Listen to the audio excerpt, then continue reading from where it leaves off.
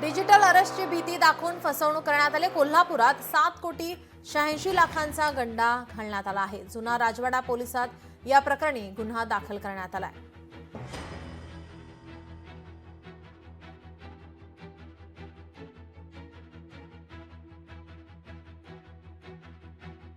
असल्यामुळे ते सगळे अमाउंट सगळे विड्रॉ केले आणि त्यांच्या अकाउंटला घेतले आणि मग ते सांगतील त्याप्रमाणे की आपल्याला अटक होईल भीती पोटी ते सांगतील त्याप्रमाणे विविध 6 बँकांचे भारतातले विविध अकाउंट आहेत त्या अकाउंटला त्यांनी 16 वेळा ट्रान्झॅक्शन केलेलं आहे।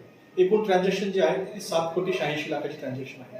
अशा पद्धतीने ही फसवणूक त्यांना भीती घालून केलेली आहे। त्याच्यामध्ये आता सध्या आम्ही ज्या मोबाईलवरून कॉल आलेले त्या मोबाईलची तांत्रिक माहिती घेतोय आणि ज्या ज्या अकाउंटला यांनी ट्रान्सफर केलेले आहेत साधारणतः हे ट्रान्सफर जे आहे 24 मे पासून 21 जून पर्यंत एवढ्या मोठ्या मुदतीत त्यांनी केलेले आहे। त्या अकाउंटची पण माहिती घेतोय आणि माहिती घेऊन पुढील तपास करत आहोत।